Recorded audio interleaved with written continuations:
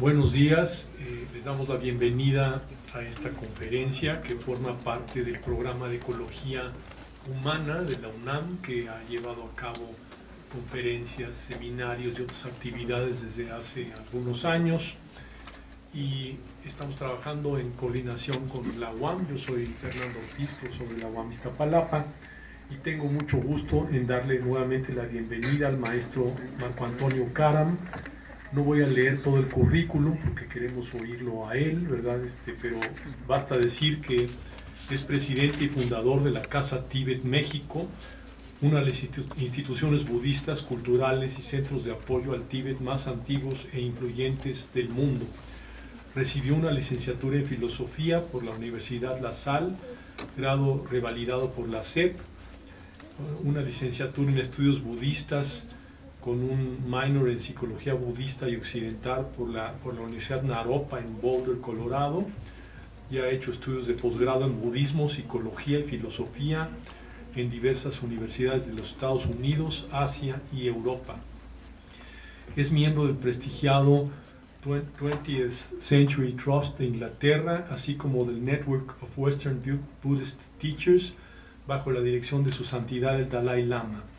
Miembro fundador del International Tibet Support Network y desde el 2007 miembro de la mesa directiva de la International Campaign for Tibet en Washington, D.C. Es también fundador del Consejo Directivo de la Red Internacional Pro Tibet, la cual actualmente representa para la zona de Latinoamérica y el Caribe. Como académico, Marco Antonio Karam se ha especializado en el estudio de la tradición y civilización budista tibetana. Ha sido traductor de Su Santidad el Dalai Lama, así como para muchos de los más grandes académicos y eruditos de esta tradición. En los últimos años ha trabajado en la creación de puentes entre la herencia cultural y psicológica de las antiguas civilizaciones budistas y la cultura y ciencia occidental. La mayor parte de su tiempo lo dedica a la dirección de la Casa Tíbet México, una de las instituciones culturales y espirituales pro-tibetanas más importantes del mundo, con más de 2.000 miembros y 15 sedes alrededor de México, los Estados Unidos y Centroamérica. Escribe para diversos medios nacionales y extranjeros y participa en variados programas de radio y televisión alrededor del mundo. Ha sido profesor del Colegio de México, de la UNAM y de muchas otras universidades nacionales e internacionales, y fue presidente del comité organizador de la primera, segunda y tercera visitas de Su Santidad el Dalai Lama a México. Entonces, con ustedes el maestro Marco Antonio Karam. Muchísimas gracias. Gracias por invitarme de nueva vez aquí a la Facultad de Psicología de la UNAM. Bueno, la idea, como habíamos propuesto hace aproximadamente un mes, es el conformar un ciclo de conferencias en donde podamos establecer precisamente este tipo de puentes entre una de las civilizaciones y una de las culturas más sofisticadas, diría yo, que el hombre ha cultivado y desarrollado a lo largo de su historia, y la cultura y civilización occidental contemporánea, y particularmente una dimensión que en esta es fundamental, que es la de la ciencia, particularmente las ciencias de la conciencia. Pero bueno, como muchos de ustedes no tuvieron la oportunidad de estar en nuestra previa plática, valía la pena empezar con un breve recuento de algunos de los puntos esenciales que ahí elaboramos, para, partiendo de ello, pues precisamente atacar el tema que tenemos planificado para el día de hoy, que es la ciencia de la mente, o la tecnología mental que se ofrece a nosotros en esta gran tradición, fundamentalmente de naturaleza y corte contemplativo, que es la del budismo de la Buda. ¿Sí? Para empezar, siempre encuentro importante redefinir lo que entendemos por esta tradición. En efecto, se trata de una tradición espiritual, no tanto una religiosa, ya una distinción en ese sentido por varias razones. En general, para la mayoría de nosotros, el concepto de religiosidad está vinculado al del dogma y al de la revelación, que naturalmente representan dimensiones del entendimiento y de la experiencia íntima de los seres humanos, para las cuales todos nos vemos expuestos, y en nuestra cultura en particular lo hacemos bajo la tutela o bajo el paraguas de la tradición cristiana, que al mismo tiempo es una ala o representa un aspecto de las tradiciones judío-cristianas, que llamamos en términos generales las tradiciones abrámicas. Y en ese contexto, bueno, son tradiciones todas que se plantean reveladas por una autoridad trascendente, de sabiduría absoluta, que es la de la divinidad, que a través de diferentes medios, proféticos fundamentalmente, comunica un cuerpo de conocimiento a sus criaturas, en este contexto a los seres humanos, y espera que las mismas lo respeten y lo abracen de forma dogmática, eso quiere decir sin necesariamente el establecimiento de un cuestionamiento. Entonces, en buena medida nosotros, por cierto, ¿se escucha bien? ¿Me oyen bien? Entonces, en buena medida nosotros interpretamos o concebimos esta dimensión de lo espiritual en vinculación con lo religioso. Podría decir que para nosotros esa dimensión de lo religioso está, en términos generales, culturalmente condicionado por esta noción de revelación y no. Y bueno, pues el instrumento que se utiliza para vincularnos con ese cuerpo de conocimiento revelado es evidentemente el de la fe. Y esto es algo que se distingue de forma muy importante de lo que concebimos como la espiritualidad en el contexto del Pura Dharma o del budismo en términos generales, y es por eso que prefiero no describir esta tradición como una religiosa, como parte de esos principios o esos referentes fundamentales, no porque sean buenos o malos, simple y sencillamente son distintos a aquellos en donde experimenta su punto o su dimensión de nacimiento esta tradición, pero no obstante es una tradición espiritual, por lo que me gustaría definir estos dos términos en este nuevo contexto. Para empezar, vale la pena subrayar que lo que entendemos por budismo no es del todo preciso ni correcto. Este es un término que fue en realidad acuñado por académicos occidentales a principios del siglo XVIII, la mayoría de los mismos religiosos, misioneros, tanto católicos como protestantes, primariamente europeos, quienes tuvieron la oportunidad durante la época pues, de oro de las colonias europeas en el Asia, de arribar a este continente, a serlo movidos por un espíritu proselitista, y para ello tuvieron que evidentemente aprender las lenguas y familiarizarse con algunos de los conceptos, y particularmente de la cultura literaria, espiritual de estas diferentes tradiciones, y al hacerlo, pues entraron en contacto con una tradición que pensaron entender o pretendieron decodificar o interpretar en comunalidad con aquello con lo que tenía la familiaridad, y así al escuchar recurrentemente, al toparse una y otra vez, especialmente en el entorno literario,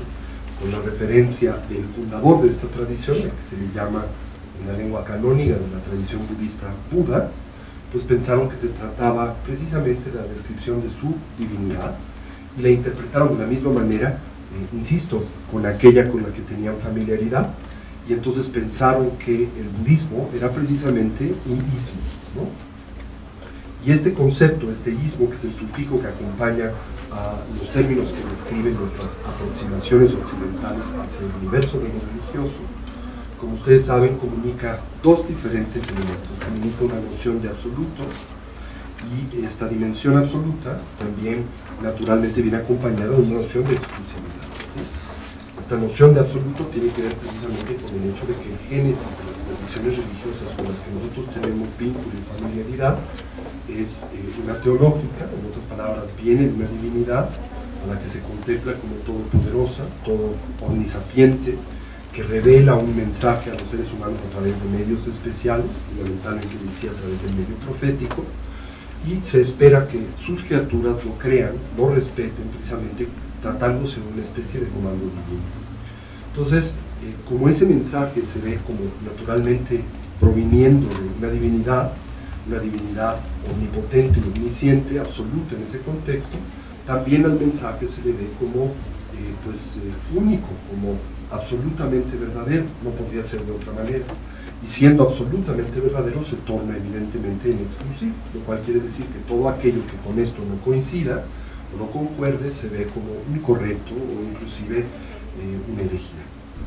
Este es un punto de vista que no comparte el génesis o el punto de partida de esta tradición espiritual, para empezar porque la palabra Buda no se refiere a una divinidad y no pretende comunicar la existencia de una entidad omnipotente y omnisciente, como es el caso de Yahvé, el Dios del universo judío-cristiano, a través de sus diferentes formas de expresión, sino la palabra Buda es una palabra que en realidad se utiliza para describir un estado de desarrollo cognitivo, especialmente importante para nosotros en el entorno en el que compartimos estas ideas durante la mañana, precisamente una facultad de psicología, porque lo que pretende es resaltar el potencial que existe dentro del ámbito de los seres dotados de vida y conciencia, específicamente los seres humanos, para actualizar una dimensión excepcional de lucidez o una capacidad extraordinaria de percepción y entendimiento de la naturaleza de la realidad, ¿sí?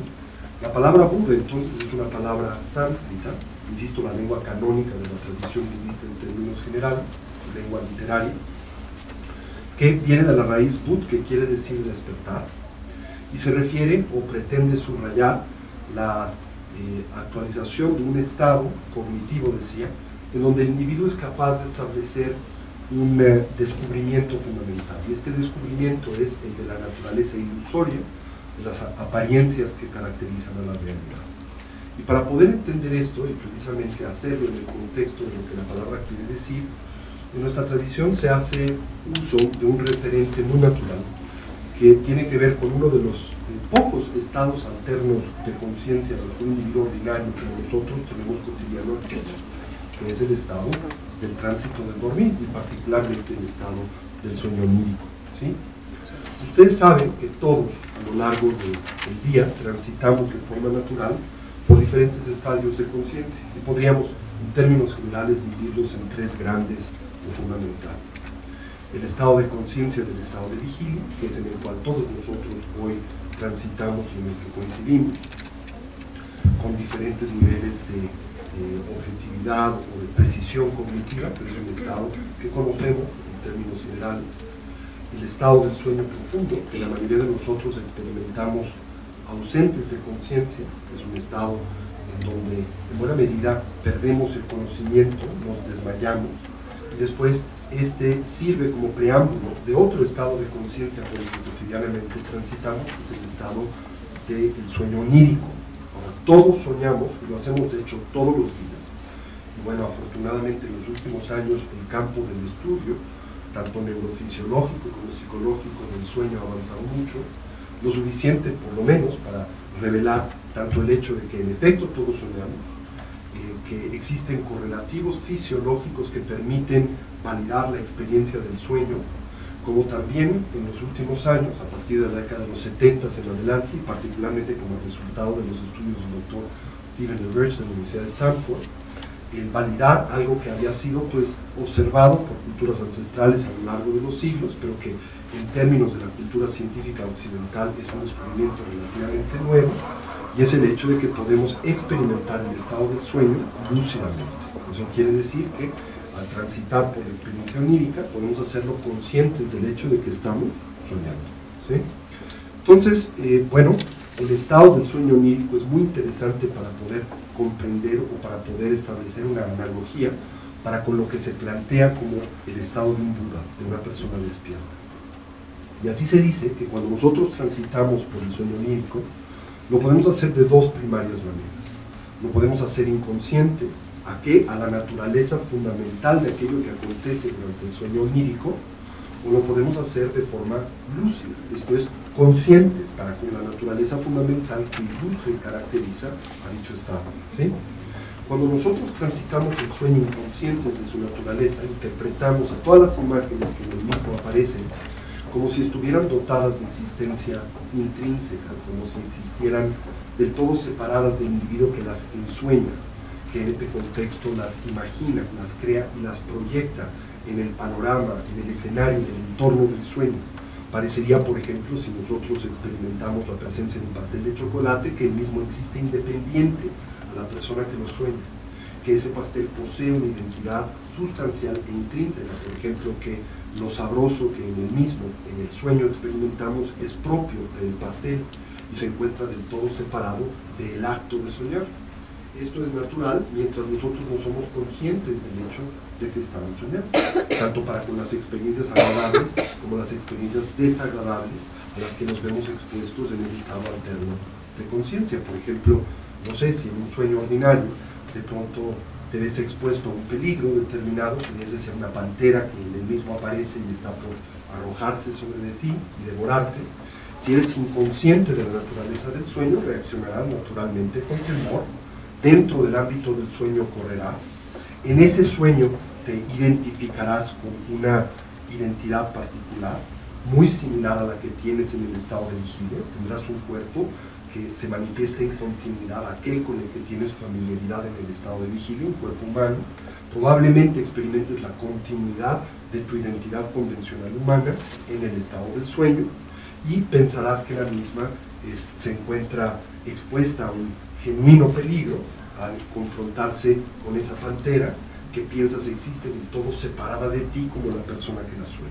Es más, si la pantera en efecto te atrapa y empieza a devorarte, sufrirías dentro del ámbito del sueño y podrías manifestar una, digamos, desesperanza, una preocupación o un pánico correlativo en el estado que se observa fuera del sueño. Esto es, alguien podría estar viéndote en la cama, retorcerte, gritando de dolor porque está siendo pues devorado por la pantera, y en casos excepcionales inclusive podría somatizar esta experiencia y al despertar manifestar rasguños, manifestar inclusive golpes o hasta una herida, como es el caso, por ejemplo, de las estigmatas, que se conocen muy bien en el ámbito de la psicología somática en general. No es que literalmente una persona sea crucificada, simple y sencillamente tiene tal identificación con un fenómeno de esta naturaleza que lo somatiza y lo manifiesta corporalmente. Bueno, lo mismo puede suceder dentro del sueño, desde la expresión más sencilla, gritar dentro de un sueño donde está siendo devorado, hasta la más extrema en donde precisamente manifiestas esta somatización. Pero todo esto acontece por una razón muy sencilla, porque eres inconsciente de la naturaleza ilusoria de las apariencias que a ti en el sueño se manifiestan. Y cuando se dice inconsciente de dicha naturaleza ilusoria, no quiere decir que eso que experimentes no exista, porque el sueño por naturaleza existe, es algo que produce efectos, por lo tanto es una existencia. Pero cuando se dice ilusoria, quiere decirse que no existe como aparece. Entonces aparece como una realidad del todo separada del individuo que la sueña, cuando en realidad existe del todo vinculada al acto de soñarla. Entonces, cuando una persona despierta dentro del ámbito del sueño, ¿qué es lo que experimenta? Lucidez, conciencia en torno a la naturaleza ilusoria de dicho sueño. Se da cuenta que ese sueño existe en vinculación con el acto de soñar, y por lo tanto pues se comporta y lo manipula de una forma radicalmente distinta a aquella que caracteriza a la persona que es inconsciente de su naturaleza. Por ejemplo, si despiertas dentro de un sueño en donde hay una pantera que está por devorarte, sabes que esta no es más que la proyección del acto de soñar, en otras palabras, de tu propio sueño, ¿verdad? Y puedes alterar la presencia de la pantera, como también puedes alterar la identidad que tienes. Por ejemplo, si quieres jugar, podrías convertirte en un hueso que le ofreces a la pantera, y como la pantera la tiene entre las fauces, puedes convertirte en un gran globo que destruye las mandíbulas de la pantera, o cuando la pantera se arroja sobre de ti en el sueño, puedes transformarlo en un pequeño ratoncito o en un pequeño bebé gato, ¿verdad? Del todo inofensivo. Y desde esta perspectiva tendrías una experiencia muy distinta a aquella por la que transitas inconsciente de la naturaleza ilusoria de dicha experiencia. ¿Se entiende eso?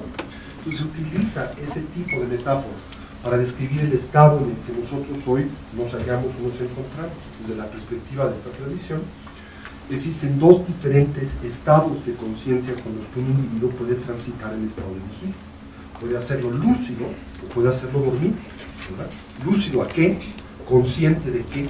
También de la naturaleza ilusoria de las apariencias que a nosotros se revelan en el estado de vigilia. E inconsciente, ¿en qué sentido? Incapaz de reconocer dicha naturaleza y por lo tanto interpretar al mundo al que nos vemos confrontados día a día tal y como a nosotros se presenta. ¿Se entiende más o menos esto?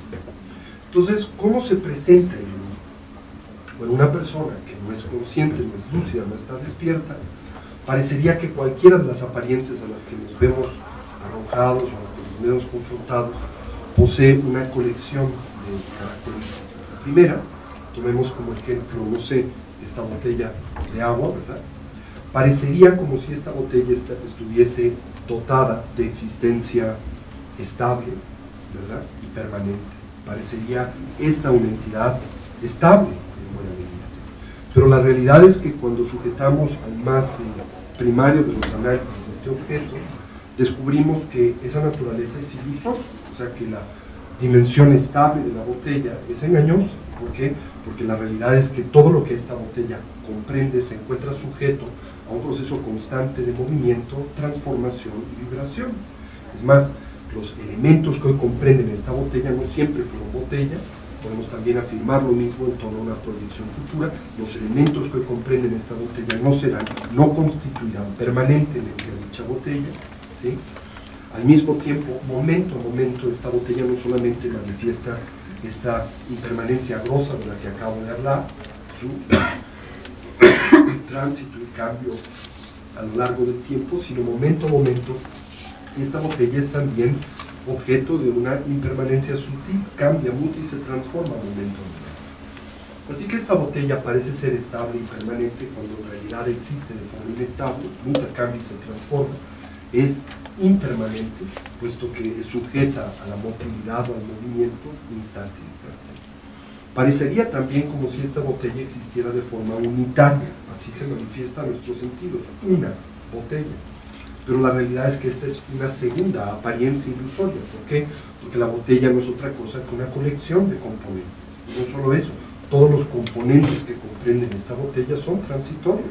Es una colección de componentes transitorios materiales. Tercero, parecería como si esta botella estuviese dotada de una identidad intrínseca, esto es, que existiera como botella por sí misma desde su propio lado, independiente, por ejemplo, a nosotros, como aquellos que como botella la designamos y percibimos, como también independiente al acuerdo colectivo de aquellos perceptores que hoy se determinan a nombrar y utilizar este objeto como una botella. Sin embargo, esta es otra tercera apariencia ilusoria. ¿Por qué? Porque la realidad es que no solo es cierto que esta botella es impermanente, no solo es cierto que esta botella es una colección de componentes transitorios, sino que la identidad de esta botella es relativa y es temporal. Es temporal, ¿por qué? Porque no siempre ha sido botella, y es relativa porque su identidad como botella depende de la designación conceptual del individuo y del acuerdo colectivo. De hecho, tan solo cambiando ciertos aspectos que sustentan esa relativa identidad, la misma se nos revela desde una óptica y desde una dimensión alternativa diferente. Por ejemplo, si simplemente alteramos la posición espacial de este objeto, en lugar de colocarlo en la mesa, lo colocamos sobre mi cabeza, ¿verdad? Yo hubiese entrado, no sé, con esta botella muy bien dispuesta en la coronilla a la sala de conferencias y se hubieran dicho, bueno, pues ahora se les ocurrió invitar a un expositor muy exótico que trae un sombrerito muy raro, ¿verdad? Simplemente cambió la posición de la botella, pero también con ella cambia su identidad, ¿no es cierto? O si ustedes se encuentran con esta botella al lado del migitorio, automáticamente lo interpretarían como una pequeña vacinica o como un pequeño recipiente por si el migitorio falla, ¿verdad? O si simplemente toman un pececito y lo introducen en esta botella, se convierte en pecera, ¿verdad? O si no me ponen atención y lo arrojo sobre sus cabezas, unos centímetros antes de impactarse en contra de las mismas, es un misil, no es botella, ¿verdad? Entonces la identidad de esta botella es relativa, es temporal, ¿verdad? Es temporal porque no siempre es botella, es una colección de componentes transitorios materiales, y es relativa a la designación que conceptualmente nosotros hacemos de la botella como individuos y como un acuerdo colectivo. Esto es algo que a nosotros se nos olvida.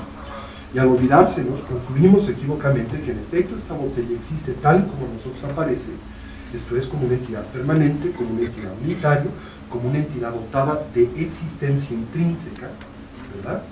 Y al mismo tiempo caracterizada por cualidades sustanciales. ¿Qué quiere decir cualidades sustanciales? Que si por ejemplo ustedes ahora tienen sed y divisan esta botella, pues pensarían que la botella podría satisfacer su sed y por lo tanto ser u operar como un estímulo sensorialmente agradable, y concluirían equivocadamente que esa cualidad es intrínseca a la botella, olvidando el hecho de que tiene que ver con el hecho de que ustedes poseen una biología humana, ¿verdad? Los peces no perciben al agua de la misma manera que nosotros, para ellos es un medio ambiente, para nosotros es un líquido que nos sacia, ¿verdad?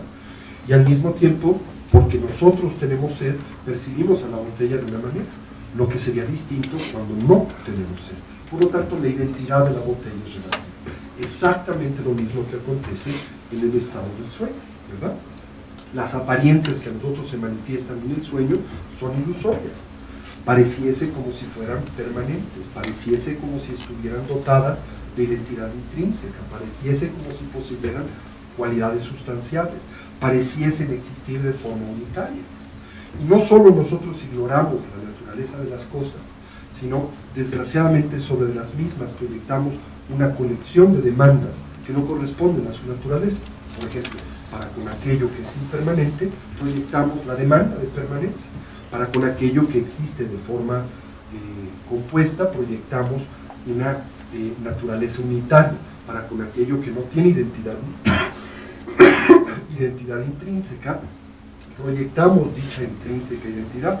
Para con aquello que no tiene cualidades sustanciales, proyectamos cualidades sustanciales. Y por ello, demandamos bienestar y felicidad genuina y duradera de lo que no es fuente genuina de felicidad y bienestar, como también responsabilizamos de nuestros problemas y dificultades a aquello que no es fuente genuina de las mismas. Por ejemplo, cuando estás en un sueño porque no estás lúcido y ves el pastel de chocolate, podrías dentro del mismo, no sé, expresar la siguiente afirmación: y si tan solo pudiera degustar dicho pastel de chocolate, sería feliz.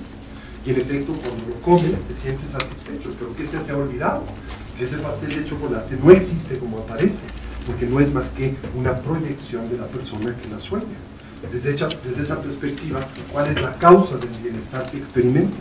Evidentemente no es el pastel de chocolate, que es una mera proyección de tu propia mente.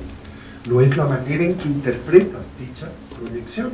De la misma manera, cuando ves a la pantera en un sueño en el que no eres lúcido, interpretas que el peligro a tu identidad corporal radica en la pantera, cuando la pantera no es otra cosa que una proyección del individuo que la sueña, y por lo tanto lo que le genera temor no es la pantera, sino es la interpretación de aquello que proyecta sobre el sueño. De la misma manera en el estado de vigilia, ¿no? Cuando nosotros interactuamos con, no sé qué les gusta, un taco al pastor, tenemos la sensación de que el mismo existe tal como a nosotros aparece, conscientes del hecho de que la identidad de ese taco es relativa, por ejemplo, al hecho de que nosotros somos mexicanos, estamos condicionados al gusto por dicho alimento, o el hecho de que tenemos hambre y hace que ese taco aparezca a nosotros de una forma particular.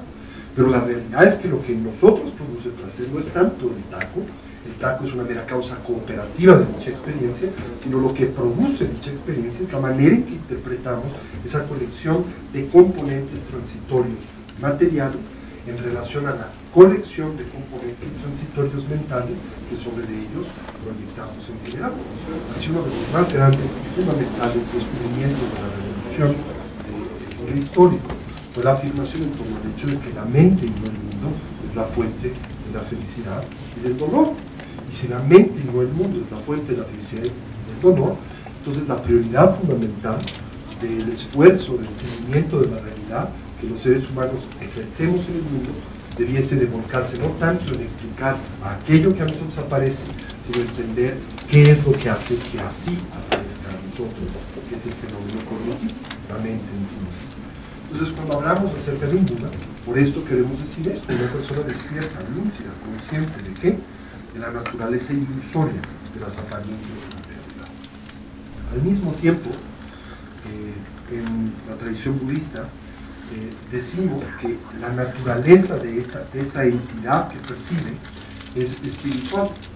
Lo que quiere decirse por espiritual no es nada raro ni exótico, sino simplemente algo que no puede explicarse como una mera propiedad emergente del organismo físico. Esto es, que desde la perspectiva de esta tradición, y no como algo que se pretende nosotros abracemos de forma dogmática, sino algo a lo que se arriba como resultado de una colección de diferentes observaciones empíricamente validables, que la conciencia no es una mera propiedad emergente del organismo físico. El cuerpo no la produce, que no emerge en relación a la conformación del cuerpo y que no desaparece con la desorganización del cuerpo en general. Que así como nuestro cuerpo es un flujo de eterna continuidad una colección de componentes transitorios materiales que no se crean ni se destruyen, se transforman, que la mente también es un flujo de eterna continuidad, pero de experiencia, una colección de componentes transitorios mentales que no se crean ni se destruyen, se transforman. Esto, digamos, es el punto de partida de lo que llamamos Buda Dharma, esto es, el conjunto de herramientas Dharma que tiene por objetivo proteger al individuo ¿de qué? De la incontrolable recurrencia de conflictos y dificultades que emergen de una percepción o cognición equivocada o tergiversada de la naturaleza de la realidad. Porque como bien decía Santa Teresa de Ávila, no solo somos tontos, sino también somos tontos con iniciativa. Esto es, no solo desconocemos la manera en que las cosas son, sino proyectamos sobre ese mundo que desconocemos cualidades y características. No solo podría afirmar que no corresponden a la naturaleza de las cosas, sino que son contrarias a las mismas.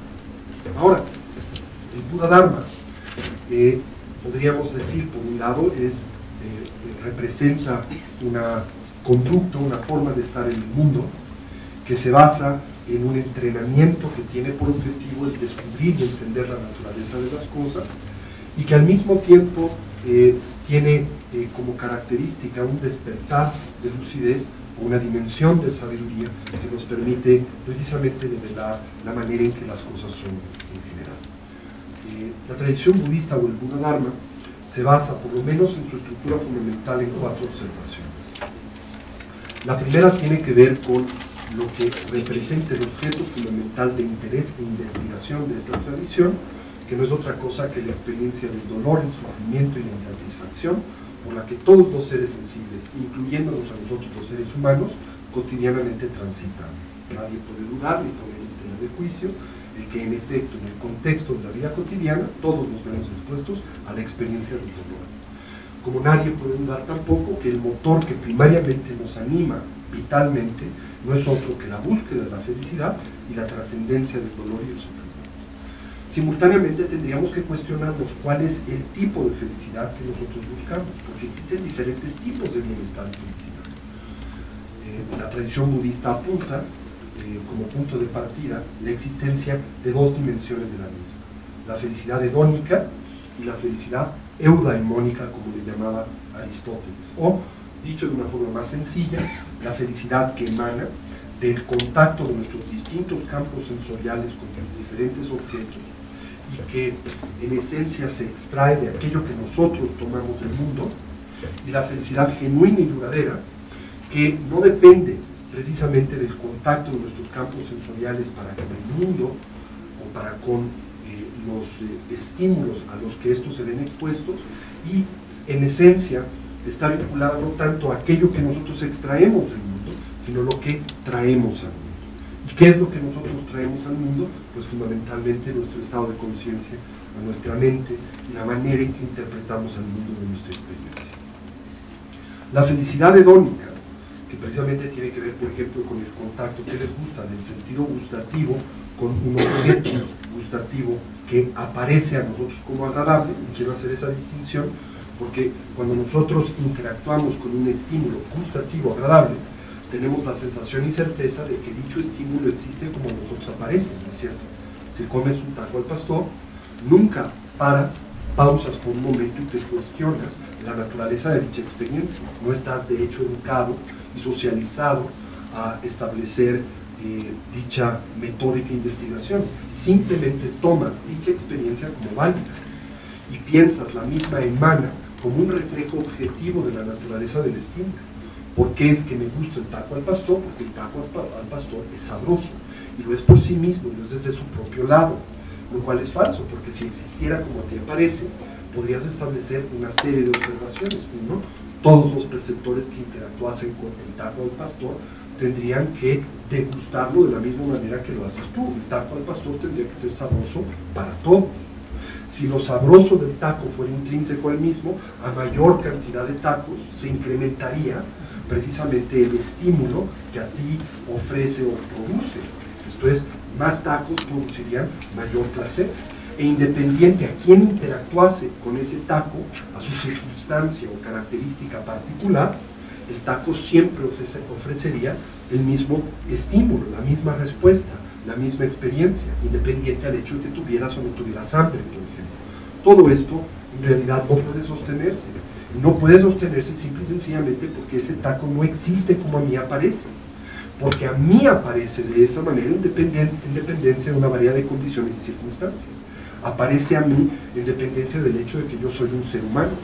Y siendo humano, mis sentidos humanos interpretan ese alimento de una manera distinta a la forma en que lo hace un cien pies, que es también un ser sensible, dotado de conciencia.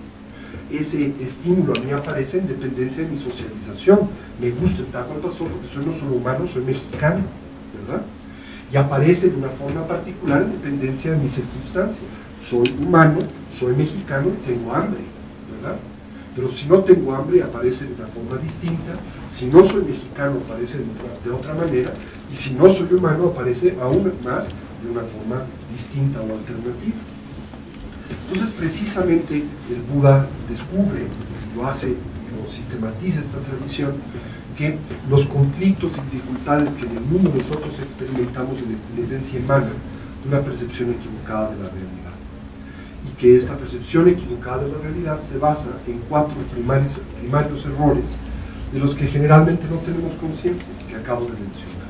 Esto es, que percibimos aquello que es impermanente como permanente, que percibimos aquello que existe de forma compuesta como si existiera dotado de existencia unitaria, que percibimos aquello que no posee identidad intrínseca como si la tuviese, que percibimos aquello que no posee cualidades sustanciales como si las tuviera, ¿sí? Desde esta perspectiva, entonces, insisto, demandamos bienestar y felicidad genuina de lo que no es fuente genuina de la misma, o responsabilizamos a nuestros conflictos y dificultades precisamente aquello que tan solo en el mejor o más extremo de los escenarios opera como una causa relativa o temporal de los mismos. Sin embargo, esta distorsión cognitiva de la que nosotros somos presa, la tradición budista afirma, no es intrínseca de la naturaleza de la mente o de la continuidad de la conciencia. Y arriba a esta conclusión como resultado una variedad de diferentes observaciones, pero la primera es relativamente fácil de explicar, especialmente en un breve tiempo como el que tenemos. Si la naturaleza de la mente, si la conciencia existiera ligada intrínsecamente a estas distorsiones cognitivas, entonces se diría que la conciencia emergería simultáneamente, o estas aflicciones mentales y emocionales, el dolor, el sufrimiento, la insatisfacción, etcétera, el apego, la aversión que les acompañan, etcétera, emergerían, se dice, al mismo tiempo, unitariamente con cada instante de conciencia, ¿sí? Cada momento de cognición estaría ligada a alguna de estas aflicciones mentales y emocionales. Tomemos el ejemplo de un momento de enojo. Si el enojo fuera intrínseco a la naturaleza de la mente y la conciencia, en efecto, es una sucesión de instantes de cognición, cada momento de cognición aparecería ligado al enojo. El enojo se manifestaría en nosotros de forma estable, de forma continua, y lo haría independiente a causas, condiciones y circunstancias, lo que no corresponde a la experiencia que del mundo derivamos. Esto es, no siempre estamos enojados. Cuando estamos enojados, el enojo se manifiesta en diferentes niveles de intensidad. Y el enojo en nosotros aparece o desaparece en dependencia de una variedad de condiciones y circunstancias. Conclusión, el enojo no es una parte intrínseca a la naturaleza de la mente, es meramente un accidente a esta. Es como la nube que temporalmente bloquea el rayo del sol, pero no elimina al sol. Por lo tanto, la tradición budista ofrece una hipótesis excepcional, el hecho de que el sufrimiento al que nosotros nos vemos cotidianamente expuestos puede cesar, especialmente si tenemos en cuenta que ese sufrimiento no es más que el resultado de una cognición equivocada de la naturaleza de la realidad, y que existe un camino más importante aún que nos puede conducir a la cesación definitiva de dichos conflictos y dificultades. Y ese camino representa el sendero, la metodología primaria del desarrollo que caracteriza a esta tradición.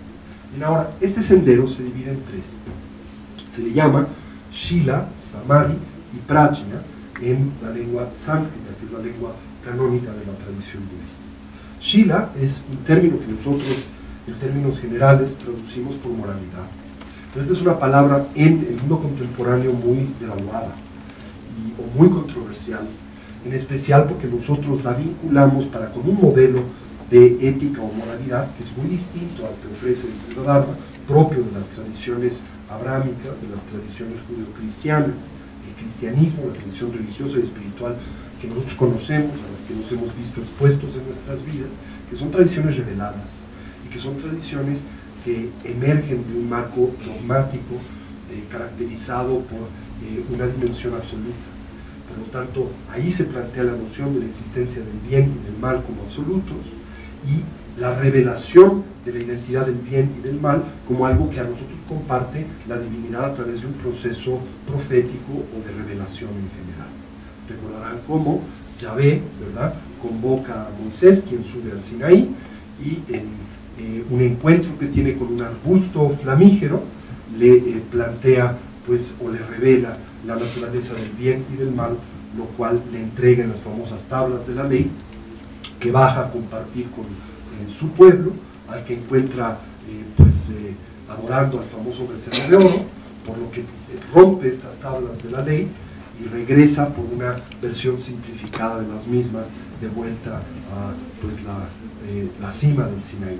Y entonces Yahvé le entrega una versión simplificada, que son los 10 mandamientos, con los que vuelve, en donde se plantea lo que es bueno, lo que es malo, y la fuerza de ese criterio moral se basa en la autoridad divina. Esto es, Dios premia a aquellos que se comportan acorde a su sentir, y Dios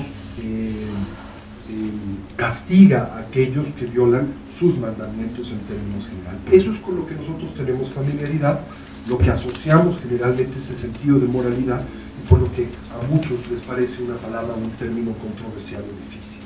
Pero aquí se interpreta en una óptica diferente. Por moralidad entendemos una sabia administración de nuestros hábitos de vida a través de habernos hechos conscientes de algo muy sencillo, la retribución moral de nuestro mundo, lo cual quiere decir que lo que hacemos, pensamos y decimos, nos guste o no, genera consecuencias de las cuales nosotros somos responsables. ¿Por qué? Porque toda acción produce una reacción igual, contraria, de la misma identidad. De la misma manera, las actividades de mente, palabra y cuerpo que en el mundo desplegamos producen efectos de los que nosotros somos, nos guste o no, responsables. Una correlación muy interesante que descubre, más no inventa el mundo histórico, y la continuidad de su tradición contemplativa y espiritual es que las acciones virtuosas producen consecuencias virtuosas, y las acciones no virtuosas producen tarde o temprano consecuencias no virtuosas. ¿Y qué entiéndese por acciones virtuosas y no virtuosas?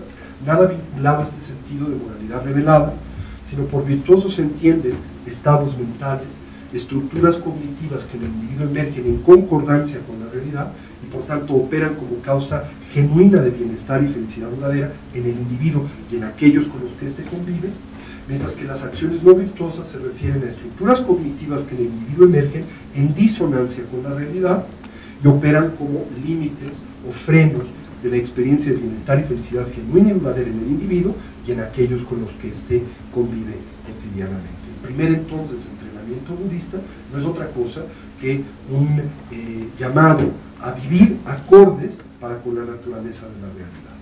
Para que lo entiendan de una forma todavía más simple, mientras nosotros demandemos permanencia de lo que es impermanencia, estaremos tarde o temprano sujetos ¿a qué? A la decepción, que va a producir una tensión, ¿verdad?, cognitiva como resultado de esa disonancia perceptual que nos va a lanzar tarde o temprano al dolor y al sufrimiento. Mientras nosotros proyectemos existencia unitaria sobre aquello que existe de forma compuesta, sucederá lo mismo. Mientras proyectemos identidad intrínseca sobre aquello que no la tiene, cualidades sustanciales sobre aquello que no las posee, vamos a experimentar recurrentes problemas y dificultades. En oposición, cuando vivamos acorde a la manera en que las cosas son, ¿verdad?, no demandaremos ni exigiremos de la realidad lo que no puede ofrecernos, y para empezar nos haremos responsables de nuestros estados mentales y emocionales. Esto es algo muy importante.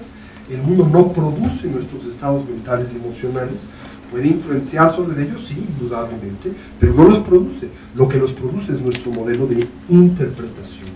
Y por lo tanto, si es nuestra interpretación la fuente genuina de la felicidad y del dolor, eso debiese de ser el objetivo fundamental del desarrollo evolutivo de los seres sensibles, los seres dotados de conciencia y particularmente los seres humanos. ¿Se entiende más o menos este planteamiento? Bien, para ello se requiere de una colección de diferentes herramientas que representan el segundo de los entrenamientos budistas llamado Samadhi. Y de él hablo en un momento, y este mismo se vincula al tercero de los entrenamientos llamado Prajna, que se refiere a una sabiduría penetrante. Y por sabiduría penetrante no queremos decir, por ejemplo, no sé, el conocimiento necesario para poder desarmar un motor de combustión interna, el conocimiento que se requiere para poder hornear adecuadamente un pastel de chocolate, sino aquí lo que queremos decir por este tipo de conocimiento es una cognición que permita al individuo discriminar, esto es, separar, distinguir ¿qué? La apariencia de la realidad. Distinguir la manera en que los fenómenos a nosotros aparecen cuando no somos conscientes de su naturaleza ilusoria, de la manera en que estos a nosotros aparecen cuando somos inconscientes de su naturaleza ilusoria. Volviendo a la metáfora del sueño, discriminar entre la manera en que los sueños aparecen cuando en estos no somos lúcidos, a la manera en que realmente existen cuando somos lúcidos. Eso no quiere decir que los sueños no existan, solo quiere decir que no existen como aparecen, porque aparecen reales en el contexto de ser independientes a nosotros, cuando son reales pero existen en dependencia a la manera en que nosotros los soñamos. Así, nosotros no vemos el mundo, sino tan solo vemos el mundo tal y como a nuestro sistema de interpretación aparece. Por cierto, trágicamente, un sistema de interpretación que ni siquiera es el resultado de un diseño personal, sino es algo que nosotros heredamos inconscientemente de la sociedad con la que convivimos. Es más, nosotros percibimos el mundo muy probablemente como lo hace o lo haría nuestra abuelita. Te acabas casando o divorciando de la persona que para ti eligió tu abuela, ¿verdad? No eres consciente de ello porque nunca has pausado y establecido un análisis retrospectivo de la manera en que percibes la realidad, ¿sí? Percibimos el mundo de acuerdo a lo que nos permite hacer nuestro sistema lingüístico. El lenguaje que utilizamos también determina el mundo que nosotros percibimos. Es más, un descubrimiento excepcional de las ciencias cognitivas orientales como occidentales es que no percibimos aquello con lo que no tenemos palabras o glosas, ¿sí? Si no tienes una palabra para describir un fenómeno, no lo percibes. ¿Por qué? Porque tu percepción del mundo depende también de tu sistema de interpretación, y ese sistema de interpretación se estructura, entre otras variables, a través del lenguaje, y lo hace a través de tantos distintos condicionamientos de los que nosotros somos presa: el educativo, el social, el económico, etc. Percibes el mundo como las personas de tu sociedad lo perciben, de tu grupo económico, de tu ciudad, del país en el que vives, ¿verdad? Algo que nos cuesta tanto trabajo de entender, ¿verdad? O lo entendemos de una forma tremendamente discriminatoria. Por ejemplo, cuando los españoles llegaron al Nuevo Mundo y se toparon con una civilización que tenía una cosmovisión radicalmente distinta a la de ellos, pues bueno, tuvieron la bondad de reconocer que se trataba de otra descripción del mundo, pero ahí quedó su bondad, porque concluyeron que dicha interpretación del mundo existía, pero era demónica y por lo tanto debía de ser objeto de destrucción, y así lo hicieron, la erradicaron absolutamente.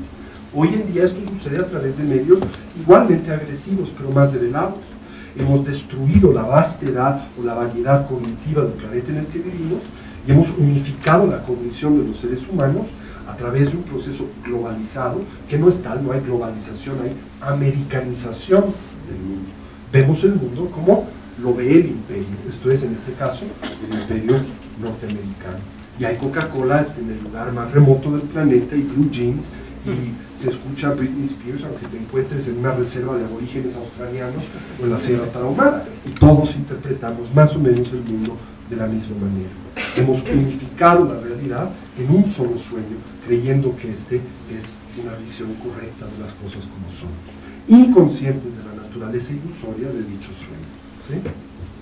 Entonces el Buda enfatiza que si deseamos liberarnos de las causas que recurrentemente nos producen dolor y sufrimiento, tendremos que parar esa descripción del mundo, parar el mundo como lo describimos, como lo interpretamos.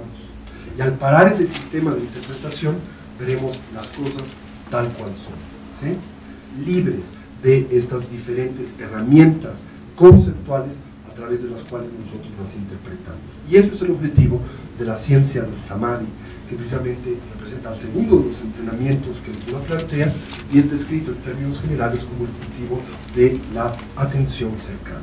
Ahora, el Buda histórico recibe y de alguna manera hereda un extraordinario conocimiento de la naturaleza de la conciencia que fue cultivado por una civilización radicalmente distinta a la nuestra, que fue la civilización clásica india. Así como en buena medida nuestra cultura, por lo menos desde la época de la revolución científica del siglo XVIII en adelante, y quizá desde los albores de la revolución científica, con Galileo, Copérnico, etc., en adelante se ha abocado al estudio del mundo que pensamos existe fuera de nosotros y ha buscado establecer una visión del ojo de Dios, esto es, cómo es que Dios ve el mundo objetivamente independiente a la manera en que nosotros lo percibimos. Por cierto, una empresa fútil, porque nosotros jamás podremos percibir el mundo objetivamente, porque el individuo que lo percibe es un sujeto. En otras palabras, nosotros no vemos las cosas como son, sino vemos cómo a nosotros aparecen. Y mientras no tengamos conciencia de que nuestra modalidad, nuestro modelo de interpretación del mundo determina lo que nosotros percibimos, pues nuestra cognición del mismo será siempre parcial y equivocada, ¿no? Pero si bien es cierto que la cultura occidental se ha abocado, por lo menos del siglo XIV en adelante, a investigar el mundo desde una perspectiva objetiva y externa, la cultura contemplativa india desde hace aproximadamente 10.000 años, y con ella otras grandes culturas del Asia, como la cultura daoísta china y más tarde la cultura budista, se han dedicado más bien a la investigación metódica de cómo nosotros percibimos el mundo, del instrumento a través del cual nosotros decodificamos este sueño colectivo que llamamos realidad en general. Y bueno, idearon para empezar, o plantearon como indispensable para lograr este objetivo, la elaboración de una adecuada tecnología para lograr este fin, ¿no? Así como el gran descubrimiento de Galileo no fue otro que el empleo de la óptica, que ya existía en su época, pero no había sido, por lo menos no comúnmente utilizada de la manera en que él descubre.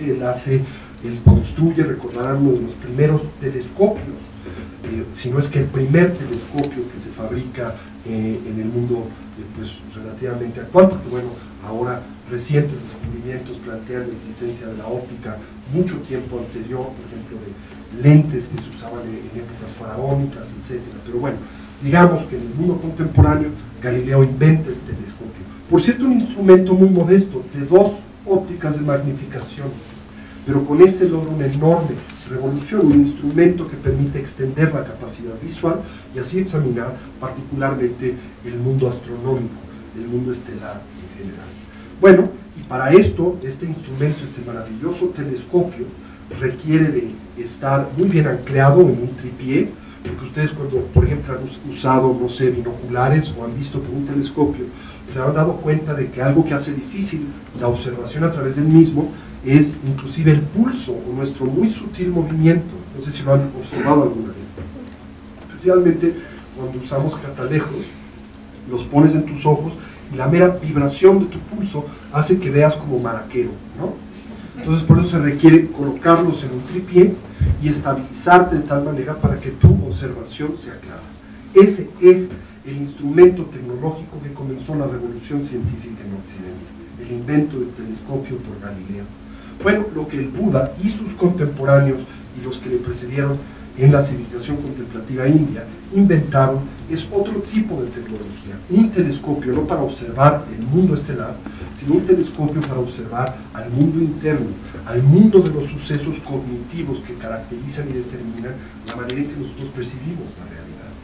Y para lograr eso se tenía que fortalecer la capacidad de observación del individuo, desarrollando un modelo mental caracterizado por lo que William James, el padre de la psicología clínica en Occidente, denominaba atención sostenida, prolongada y voluntaria, ¿sí?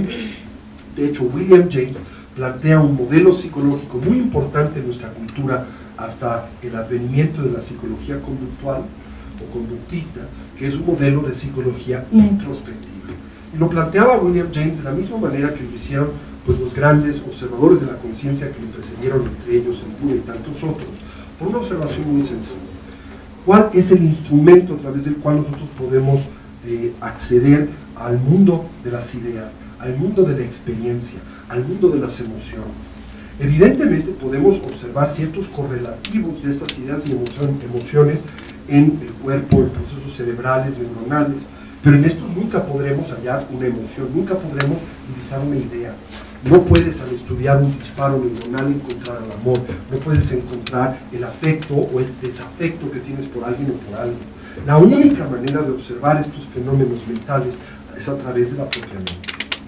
Así que el modelo de psicología que propone James y que se sigue hasta la década de los 30s y 40s es un modelo de psicología introspectiva. Pero más tarde, los conductistas Skinner y sus seguidores denunciaron a este modelo como uno ineficaz, precisamente por las limitaciones que la conciencia de las personas ordinarias hoy tiene, entre ellas la inhabilidad de una persona ordinaria de mantener sostenida, prolongada observación de los fenómenos de investigación interna que pretende explorar.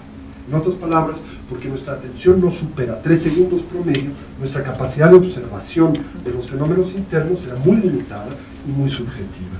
Sin embargo, a diferencia de lo que nosotros hemos concebido hasta fechas muy recientes en Occidente, el hecho de que la mente está condenada a esa disfuncionalidad, en Oriente, en culturas contemplativas como la India y la budista, como la China, y como otras culturas contemplativas en la historia de la humanidad, inclusive en el México prehispánico, se plantea que a la mente se le puede fortalecer, a la capacidad de observación de la misma se le puede robustecer, que podemos superar esta limitación de la atención fragmentada y elevar a la mente a un instrumento excepcionalmente poderoso, capaz de morar en el presente, capaz de parar el diálogo interior, capaz de sostener el objeto de atención de forma indefinida, sin los venenos de la malicia, sin el veneno de la excitación o del hundimiento mental, sin la presencia del veneno del deseo sensual, sin la presencia de otros venenos que impiden la cognición correcta de las cosas. En los últimos 15 años, con el inicio de la psicología o del estudio neurofisiológico de estos estados, que son los que se plantean como meditativos, ¿verdad? Hemos descubierto que en efecto la conciencia y la atención son algo que puede refinarse y fortalecerse, a diferencia de lo que se pensaba hasta hace tan solo 15 años en las ciencias cognitivas en Occidente. Y que por lo tanto, en efecto, de cultivar este telescopio de observación mental, que es la atención sostenida, prolongada y voluntaria, podremos cultivar un modelo excepcionalmente robusto de psicología introspectiva que nos permita entender el mundo de la experiencia interior, que no podemos entender meramente a través del estudio de los correlativos psicológicos de la cognición. Eso, en términos generales, es lo que se llama samadhi en el mundo budista en general. Ahora, la ciencia del samadhi se divide en dos grandes categorías. Una que precede a la revolución budista y una que es característica de dicha revolución. El samadhi del shamatha y el samadhi del vipassana. El samadhi del shamatha tiene por objetivo el cultivo de la atención concentrada unipuntual, el fortalecimiento de la mente en su capacidad de anclarse en un objeto de observación sin la presencia de los venenos que acabo de mencionar, que, insisto, el Buddha-dharma afirma, no son endémicos a la naturaleza y continuidad de la conciencia, sino en esta tan solo se manifiestan de forma temporal y accidental. Esto es, podemos eliminar o disminuir la intensidad que el diálogo interior manifiesta hoy en la continuidad de la conciencia. Podemos disminuir la tendencia de hundimiento mental que la mente experimenta al vincularse con un objeto de atención, como por ejemplo cuando ustedes leen y después de unos minutos de leer sienten sueño y sienten que su conciencia empieza a perder claridad hasta que se quedan dormidos. Esto es algo que se puede corregir. El diálogo interior, la loca de la casa, como la llamaba Santa Teresa de Ávila, puede disminuir y desde la perspectiva de la tradición budista puede cesar del todo. Y al cesar el diálogo interior y al cesar el movimiento mental, también cesan experiencias que les acompañan, como la malicia, como el deseo sensual, como tantas otras aflicciones mentales y emocionales que emergen en dependencia de esta cognición equivocada de las cosas. Para ello, requerimos un régimen de entrenamiento que le permita al individuo poco a poco fortalecer su capacidad de presencia, poco a poco fortalecer su capacidad de atención unipuntual. Para ello requeriremos de dos diferentes instrumentos indispensables para este objetivo. Primero, el entrenamiento al que nos veremos sujetos es lo que en términos generales, este entrenamiento mental se describe como meditación, ¿sí? Pero de nuevo aquí la palabra meditación es compleja porque nosotros la asociamos con todo tipo de fantasías. Y se me ocurren cuatro primarias que son comunes en nosotros y son muy imprecisas. La primera es la noción de la meditación como mera ideación, la meditación como una especie de cavilación ordinaria, como cuando una persona afirma, déjame meditar esto con la almohada. Sin embargo, cuando afirma esto, ¿cuál es el modelo mental con el que precisamente elucubra o con el que cavila durante la noche? Es un modelo mental carente de atención sostenida y prolongada, carente de atención voluntaria en general, un modelo mental dominado por hábitos y tendencias de extrema ideación, diálogo interior, esto es la loca de la casa, dominado por la tendencia al hundimiento mental, el sopor y sueño, dominado por la malicia, el deseo sensual, en fin, todo tipo de distractivos que hoy caracterizan a la mente, ¿sí? Mientras que, en oposición, lo que pretendemos cultivar a través del esfuerzo contemplativo, lo que llamamos en general meditación en la tradición budista, es un modelo mental que puede operar con atención sostenida y prolongada, este telescopio interno para observar los fenómenos mentales, sin extremización, sin hundimiento mental y así sucesivamente.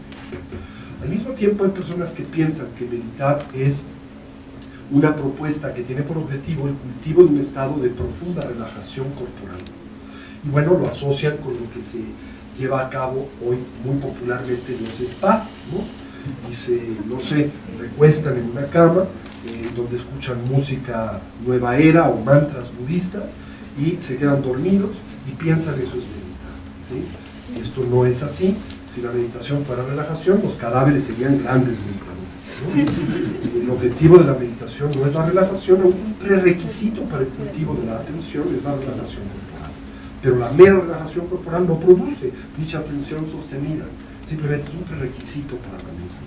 Hay otras personas que piensan, esto es muy común, que meditar es dejar de pensar, ¿sí? Poner la mente en blanco, así lo describen. Pero hay un dicho muy popular en el mundo budista que dice que aquel que trabaja en poner la mente en blanco corre el riesgo de lograr éxito y quedarse con la mente en blanco, ¿sí? En otras palabras, si lo que uno busca es cultivar el modelo mental probablemente de una chinche, este es el método apropiado. Pero si lo que busca es refinar sus capacidades de atención sostenida y establecer este tipo de revolución interior, eso no es el objetivo del entrenamiento mental. Y por último, hay otras personas que piensan que meditar es generar todo tipo de pues, imágenes o ideas fantasiosas, como pensar que los extraterrestres aterrizan en el prado de tu jardín, o como pensar que el mundo es hermoso y precioso. Eso pues, puede ser útil en términos de generar un estado mental de optimismo en ti o lo que sea, pero eso no es meditar. Entonces, si meditar no es cavilar, si meditar no es poner la mente en blanco, si meditar no es imaginar todo género de pues, fantasías, si meditar no es meramente relajarse corporalmente, ¿qué es meditar? Las palabras que se emplean en esta tradición, en este universo de entrenamiento mental para la meditación son muy claras. Por ejemplo, en la lengua sánscrita, el término que se emplea para describir el proceso del entrenamiento contemplativo es el término bhavana, que quiere decir cultivar. En la lengua tibetana, el término que se emplea para describir este entrenamiento es gomno, que quiere decir familiarizarse con. Entonces, ¿qué buscamos cultivar y con qué deseamos familiarizarnos?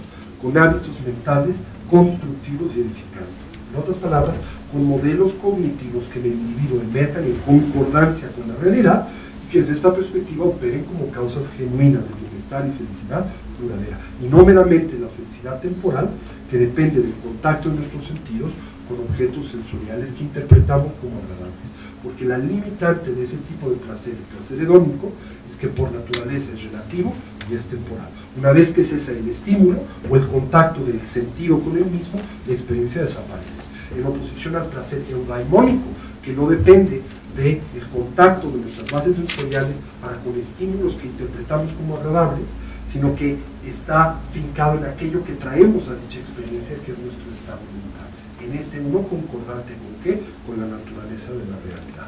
Entonces este entrenamiento que busca precisamente propiciar modelos cognitivos que emerjan en concordancia con la realidad, requiere de un prerequisito. Para poder observar a las estrellas, primero necesitas el instrumento del telescopio. Para poder observar las estrellas interiores, los fenómenos mentales, primero requieres elaborar y construir un correcto instrumento para esta observación. Eso es lo que le faltó a William James. Su presupuesto era correcto. El hecho de que la psicología no puede completarse sin una psicología introspectiva, pero no tenía los instrumentos para refinar la capacidad de observación interior necesaria para el establecimiento de dicho modelo. Y de hecho, como muchos en Occidente, desde la historia de los padres de la Iglesia, San Agustín, Santo Tomás de Aquino, etc., y más tarde él, y después los conductistas, ¿verdad?, planteó algo del todo incorrecto. Nacemos con una capacidad de atención fija que no puede alterarse, que no puede mejorarse, y no existen herramientas a través de las cuales los seres humanos podamos refinar nuestra atención. Algo en total disonancia con lo que las tradiciones de sabiduría originarias de todas nuestras diferentes culturas pues se han expresado, diciendo no es cierto, la mente puede refinarse, podemos cultivar excepcionales modelos de atención sostenida. Y la reina entre todas estas, la tradición budista. Así que empezamos por el entrenamiento de shamatha, que tiene por objetivo el cultivo de la atención sostenida, prolongada y voluntaria. Y aquí se plantea que dicha atención es una que puede crecer en magnitud desde meramente la capacidad de reconocer el objeto de atención y volver la atención al mismo cada vez que se pierde, hasta poder sostener la atención unipuntualmente en el objeto durante 24 horas consecutivamente, sin hundimiento mental, sin extrema ideación. Por ejemplo, en el contexto del entrenamiento mental propio del tantrismo indo-tibetano se da un símil para entender el extraordinario potencial de atención al que la mente puede tener acceso. Se dice, se ha logrado la estabilidad de la atención cuando el individuo puede sostener unipuntualmente la atención en el mandala, que es una especie de representación simbólica en un universo búdico exaltado, ¿sí?, de Kalachakra, la máquina del tiempo, que es una figura búdica, un aspecto de sabiduría fundamental de la tradición tántrica indo-tibetana, que está compuesto de 722 figuras búdicas. Cuando uno puede percibir el iris del ojo de cada una de estas 722 deidades por 4 horas consecutivas, sin diálogo interior y sin hundimiento mental. Cuando uno puede hacer eso, ha logrado atención sostenida, prolongada y voluntaria. Fenómeno que además ha sido objeto de replicación a lo largo de la historia por muchos investigadores independientes, contemplativos, que siguiendo este régimen de entrenamiento mental han en efecto logrado dicha atención sostenida y prolongada. Entonces dice, se ha logrado la plenitud de la atención sostenida, donde el individuo puede sostener la recolección de su objeto de interés, sin ninguno de estos venenos de los que hemos hablado, sin extrema ideación, sin diálogo interior, sin hundimiento mental, sin pérdida de calidad del objeto, por un día entero, 24 horas consecutivamente, ¿sí? En ese momento la mente se ha convertido en un instrumento poderoso, un telescopio para la observación de los fenómenos internos. Simultáneamente se dice que cuando se logra un estado de dicha atención sostenida, ciertas cualidades características de la conciencia emanan o emergen de forma espontánea. ¿Cuáles son estas cualidades? Gozo, una sensación de bienestar genuina que no depende de los estímulos a los que nosotros nos vemos expuestos como una barra de chocolate, sino es el estado mental que emerge de este excepcional equilibrio de la mente que ha trascendido sus disfunciones en torno a las estructuras de la volición y el deseo, la atención, la cognición y el mundo emotivo. Cuando todas estas variables se hablan del estado de equilibrio a través del desarrollo de la función sostenida, la mente revela su naturaleza fundamental, que es gozo y bienestar genuino. Claridad, una excepcional capacidad de percepción, un espectro increíblemente fundamentado y limpio, que al reflejar al mundo de la experiencia no lo hace distorsionándolo, o no lo hace mezclándolo con manchas, prejuicios y expectativas que a dicho proceso de producción nosotros traemos, y una experiencia no conceptual, quiere decir una en donde para la interpretación cultural que del mundo tenemos, para el mundo que vemos, y simplemente vemos las cosas como son. Y como son impermanentes, son compuestas, carecen de identidad intrínseca y no poseen unidades sustanciales. ¿Sí? Ese es el objetivo entonces de este tipo de modelo. Sin embargo, la limitante natural del desarrollo de la atención sostenida, de este telescopio para la observación de los fenómenos internos, es que tan solo puede suspender temporalmente a las aflicciones mentales y emocionales, como el apego, como la aversión que surge en relación a la ignorancia. Cuando nosotros percibimos un objeto de forma incorrecta, por ejemplo, cuando ustedes perciben incorrectamente la naturaleza de un cono de helado, ¿verdad? Entonces, si les parece agradable, porque tienen hambre y están socializados a verlo de esta manera, de forma habitual, inconsciente y compulsiva, ¿qué hacen? Exageramos las cualidades positivas del helado, le proyectamos al helado cualidades positivas que no tiene, nos aferramos a esa interpretación y vemos al helado de una forma incorrecta como fuente genuina de la experiencia de este contacto derivado, como una fuente genuina de bienestar y felicidad. Pero el helado no existe así, porque si existiera de esta manera, al multiplicar los helados se multiplicaría en nosotros el placer vinculado a la experiencia del contacto con uno derivado. Independiente a quien comiera helados, todos experimentarían el mismo tipo de placer, e independiente a nuestra circunstancia, como por ejemplo tener o no tener hambre, que nos gusten o no nos gusten los helados, que haga frío o calor, el helado siempre produciría el mismo efecto. La realidad es que el helado no existe como nosotros aparece. Lo primero que tenemos que hacer es parar esta proyección, esta interpretación neurótica, inconsciente y habitual que hacemos del mundo, para después explorar la manera en que el helado existe.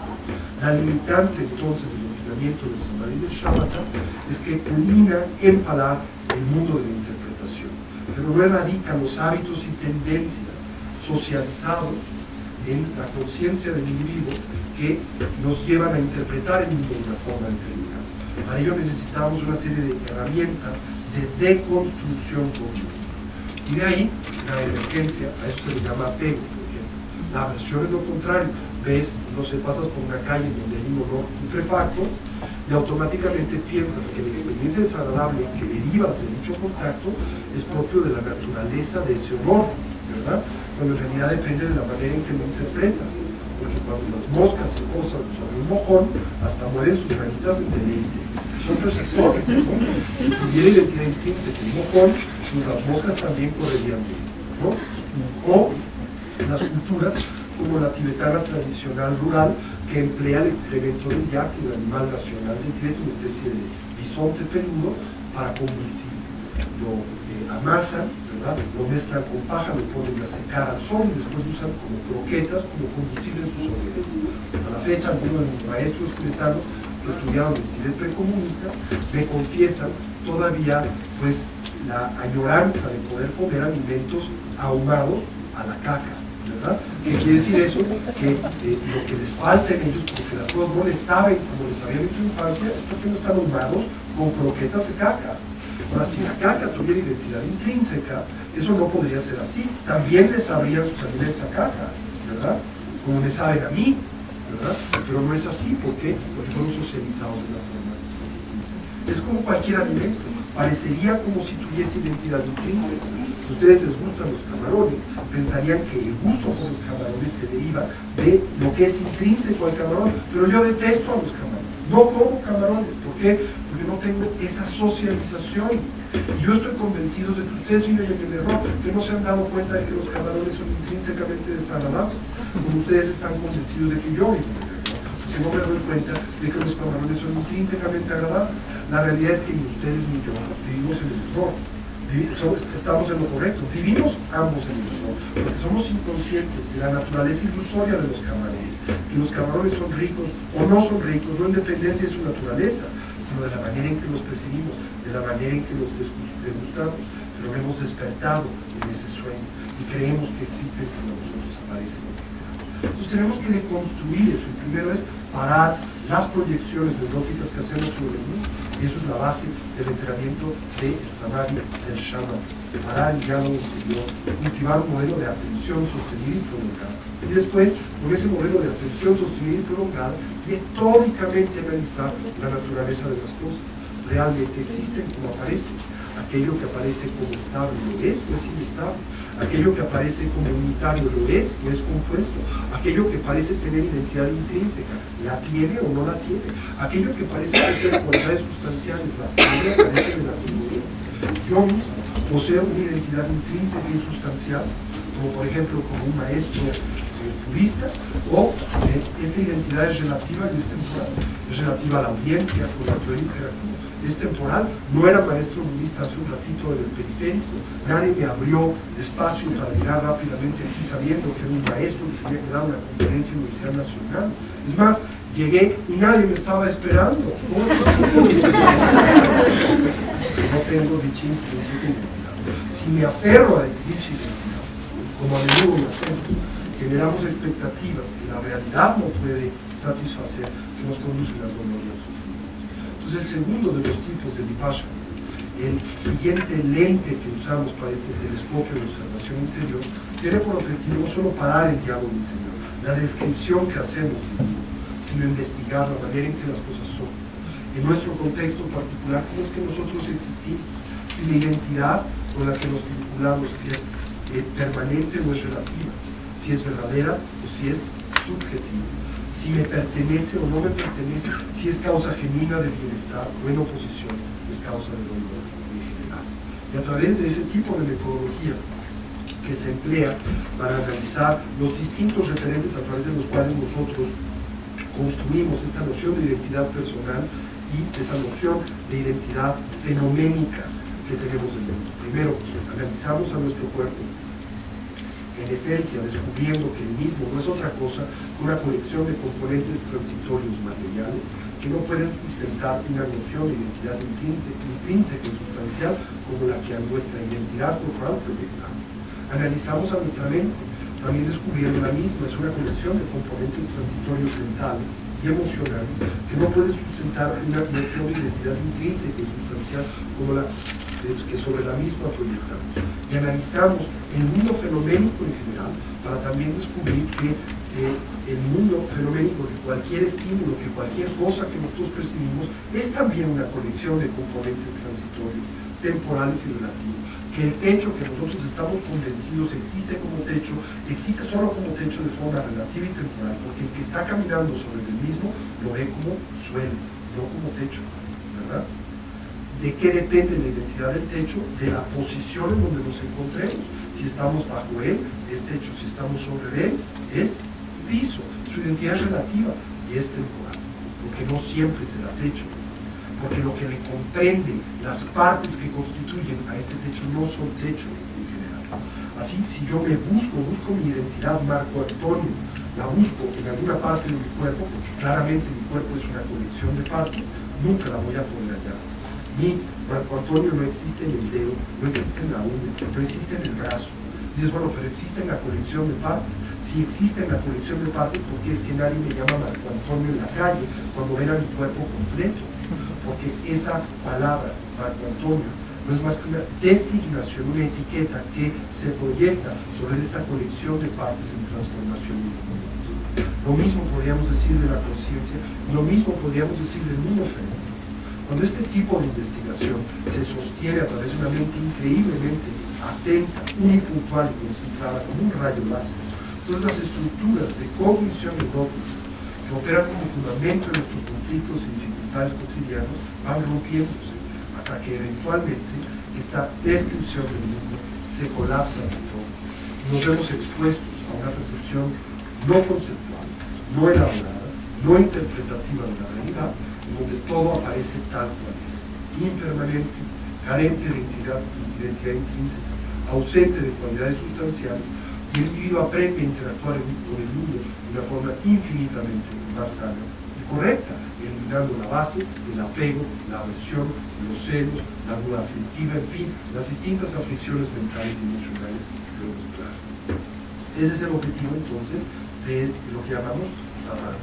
Samadhi del Shamatha se cultiva a través del desarrollo de la atención sostenida por un grado voluntario, parar el diálogo interior, cultivar atención puntual, el telescopio interior de observación, este modelo, este prerequisito fundamental tecnológico para el establecimiento de la psicología introspectiva, y después el uso de ese increíble telescopio mental con el que no contaba Santo Tomás de Aquino, William James, San Agustín, que pensaban era imposible de cultivar, ¿verdad?, pero que se puede en efecto cultivar ahora para observar la naturaleza de los fenómenos mentales y la naturaleza del mundo con el que nosotros convivimos. Hasta que esta observación es una que se abraza con tal familiaridad. Recuerden, meditación es familiaridad, porque con hábitos y estructuras mentales virtuosas, edificantes, que emergen en concordancia con la realidad y que operan como causa genuina del bienestar y felicidad. Ahora, esto no solamente implica el establecimiento de una mucho más sana relación del perceptor con el mundo que le rodea, sino implica el despertar del perceptor para con la naturaleza ilusoria del mundo en el que vive, el entender que el mundo que nosotros percibimos no es más que una descripción colectiva de aquello que a nuestros sentidos aparece. Y cuando cesa esta descripción, en buena medida, cesa el mundo como nosotros lo percibimos. Eso es estado de espíritu, eso es estar lúcido, eso es ser un Buda. Y ese es el objetivo fundamental de lo que podríamos llamar el entrenamiento mental de la tradición budista. Una excepcional psicología introspectiva que ha descubierto que en efecto somos capaces de percibir la realidad tal cual es cuando suspendemos la interpretación parcial, limitada y neurótica que sobre la misma nosotros interpretamos. Ahora, esta es una mera descripción de esta metodología, no de los métodos que a ellos nos conducen. Para eso se requiere de otra sesión. ¿Hasta aquí me siguen más o menos? Entonces, bueno, en nuestra charla anterior hablamos acerca de los presupuestos básicos de la filosofía budista: la realidad del sufrimiento, las causas que lo producen, la ignorancia, el apego, la aversión, la posibilidad de su cesación y los caminos que conducen a su cesación. Una sabia administración de nuestros diferentes ámbitos de vida como resultado de obrar conscientes de la constitución moral de nuestras acciones. Lo que hacemos, pensamos y decimos, nos guste o no, genera consecuencias de las personas que usamos. Las acciones virtuosas producen naturalmente, tarde o temprano, consecuencias virtuosas para el individuo que las despliega.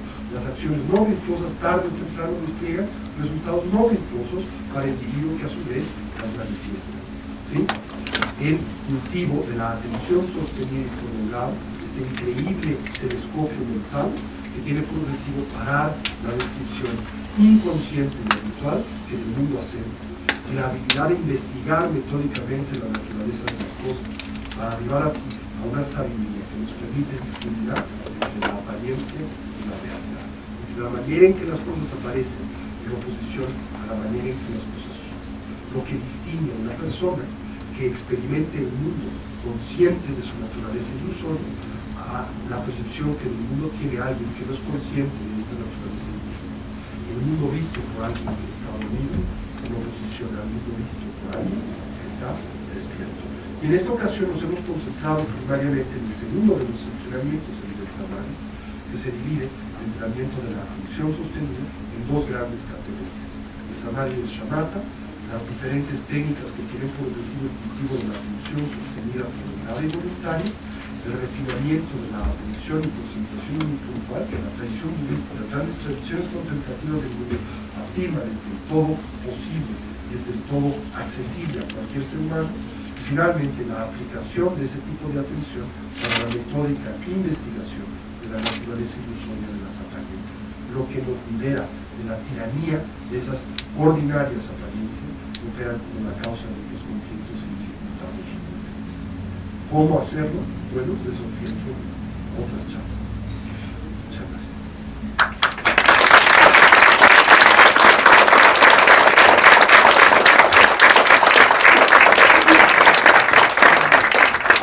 Muchas gracias. Vamos a abrir un periodo de preguntas y aprovechándome que estoy aquí voy a hacer la primera, pero solo una, luego pasamos por el micrófono. Yo quisiera saber si el budismo hace alguna distinción entre la naturaleza transitoria, temporal, ilusoria de los fenómenos sociales o de los fenómenos físicos. Pongo un ejemplo, a lo mejor el que te gusten o no los camarones o los tacos de buche depende de circunstancias familiares o de que eres mexicano o no. Pero si vas a la India y te muerde una cobra, si eres budista o sikh o hace 2000 años o ahorita, pues te vas a pasar muy mal y a lo mejor te mueres. Es decir, parecería haber realidades que son más duraderas o más consensualmente percibidas, aún estando de acuerdo que la cobra es distinta para el herpetólogo que para el hombre común. Es una pregunta muy interesante y es una pregunta que demandaría toda otra charla amplia. La tradición budista adscribe una importancia suprema, estamos hablando de occidental, o al poder de la cognición, o a cómo la misma determina el mundo de la experiencia en términos humanos, mucho más amplio, mucho más grande de lo que naturalmente lo hace nuestra cultura primariamente materialista, y en ese contexto también reduccionista. Quiero decir por esto, una que reduce a todo lo existente a la colección de componentes materiales que afirma le comprende. Que afirma le comprende. Entonces, primero, la tradición budista afirma que existen diferentes niveles o estructuras de interpretación de la realidad. Una primera podría ser la individual, ¿no? Por ejemplo, a mí me gustan los camarones, a ti no te gustan los camarones. Una un poco más amplia, ¿no? A los mexicanos nos gustan los tacos, a los daneses les gusta el arenque, ¿ok? Una más amplia, a los seres humanos, ¿no? Los seres humanos interpretamos una serie de realidades de una manera, de forma distinta a como las interpretan los cetáceos, ¿sí? Que son perceptores también, son animales cognitivos, ¿verdad? Pero cuyo mundo de interpretación es radicalmente diferente al nuestro, porque no tienen lo que en la tradición budista se llama nuestra visión kármica de la vida. Visión kármica de la vida quiere decir todo lo que en nosotros determina nuestra forma de ver el mundo, entre ellos nuestro cuerpo humano, ¿sí? Ahora, una afirmación excepcional de la tradición budista es que, decíamos, el Buddha-dharma puede describirse como una tradición espiritual. ¿Y qué quiere decirse por espiritual? En el sentido más primario, la definición más elemental de ese término, la afirmación en torno al hecho de que la conciencia no es una mera propiedad emergente del organismo físico, que la conciencia precede la conformación del cuerpo y subsiste después de la desorganización del mismo, que la conciencia es un flujo de eterna continuidad de experiencia que no se crea, no se destruye, se transforma. Y desde la perspectiva, su manifestación a través de una base de interpretación corporal es también temporal. ¿Qué quiero decir por esto? Cuando uno prende un radio y escucha un programa radial, la realidad es que el radio solo opera como un instrumento que ¿qué hace? Capta una señal radial, la sintoniza, la capta, la amplifica, ¿verdad? Y la transmite a través de las bocinas, pero no la crea. El radio no crea a la programación radial, solo la capta, la decodifica y la amplifica. Evidentemente, si el radio se encuentra, bueno, primero, dependiendo de la sintonía, las dimensiones de esa programación radial que el radio sintoniza. Por ejemplo, una sintonía es la humana, otra sintonía es la de un cetáceo, y así subsecuentemente. Después decodifica esa señal, y dependiendo de la arquitectura del radio, cómo la decodifica. Si el radio tiene un defecto, su capacidad para decodificar esa señal será menor que si no lo tiene. Luego la amplifica, y dependiendo de su potencia, por ejemplo de su atención o su falta de atención, la amplificación de dicha señal. También si las bocinas están rotas, o las bocinas están tronadas, o las bocinas están intactas, la fidelidad del sonido. Pero sin embargo, nada de esto altera la programación radial, solo altera la manera en que ese radio en particular la capta, la decodifica y la amplifica. De hecho, uno puede destruir ese radio y la señal radial continúa y puede ser decodificada por otro radio, uno pequeñito o uno grandote, lo que fuere, ¿no? De la misma manera, la tradición budista afirma que la conciencia es como la programación radial y que el cuerpo humano es como el radio, que el radio no crea la programación radial o la conciencia, solamente la sintoniza, la decodifica y la amplifica, dependiendo del cuerpo, la sintonía de esa mente, y dependiendo de las características físicas del individuo, si está sano, si no está sano, y muchas otras variables, la manera en que amplifica y proyecta esa sintonía. Así como sería estúpido pensar que los Tigres del Norte residen en el radio y están tocando su música en miniatura dentro del mismo, la tradición budista encuentra igualmente absurdo pensar que la mente es una propiedad emergente del organismo físico, que la conciencia la crea, que el cerebro la crea. El cerebro para la tradición budista, como el resto de nuestro cuerpo, son muy sofisticados instrumentos de captación, de codificación y amplificación de la conciencia, pero no la crean. Y de hecho afirma esto como tal, puesto que ha descubierto empíricamente que la conciencia puede separarse temporalmente del cuerpo, aun cuando nos encontramos vivos. Si la conciencia puede lúcidamente separarse del cuerpo cuando estamos vivos, este es un síntoma de que la conciencia no es una propiedad emergente del organismo físico. ¿Por qué? Porque si el organismo, el cerebro, la red neuronal produjera la conciencia no podría operar independiente de esa base, no podría percibir más allá de los sentidos físicos, pero lo puede hacer, y hay amplia evidencia que nos conduce a el abrazar esta hipótesis hoy en día, por ejemplo, a través de el nuevo campo de estudio, por ejemplo, de las experiencias cercanas a la muerte, etc. Pero bueno, habiendo dicho esto, cuando nuestra mente encarna o se manifiesta a través del cuerpo humano, percibe de una manera, pero cuando nuestra mente encarna a través de otra base de manifestación, percibe de otra. Entonces, los fenómenos sociales se perciben por los seres humanos de una manera muy distinta como los fenómenos sociales son percibidos por otras especies, otras plataformas de manifestación de la conciencia, por lo que también los fenómenos sociales carecen de identidad intrínseca. Ahora, vamos más allá. Hablabas de un ejemplo muy concreto, una cobra que muerde el pie de una persona. ¿Es la misma experiencia la que tiene un indio a la que tiene un mexicano? Sí, desde la perspectiva de que ese indio y mexicano están dormidos. Esto es, cuando dentro de un sueño a ti te muerde una cobra y no estás consciente de que es un sueño, en el sueño sufres, en el sueño el veneno corre por tu cuerpo y en el sueño te mata.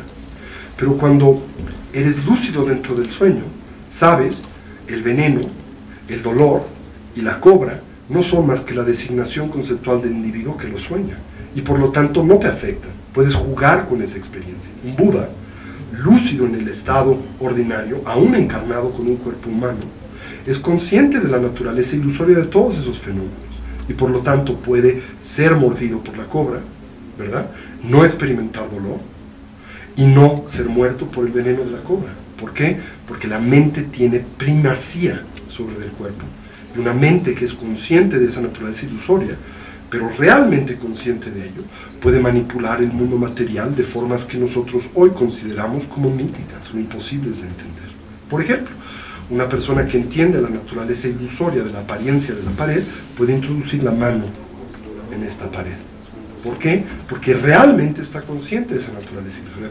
Y tú dirías, no, pero eso es imposible, porque yo por más que piense que la pared es ilusoria, sigue siendo sólida. Porque no es esto un proceso conceptual, tienes que romper tu descripción del mundo, entre ella la noción de que la pared es sólida, para que esto pueda suceder. Y eso requiere un entrenamiento formal prolongado y toma mucho tiempo, pero es viable.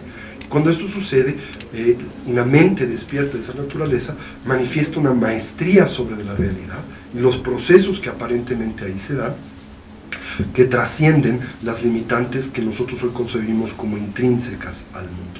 Entonces, aún los fenómenos sociales son subjetivos, son relativos y no tienen identidad intrínseca. Ahora, eso es revolucionario y muy difícil de entender.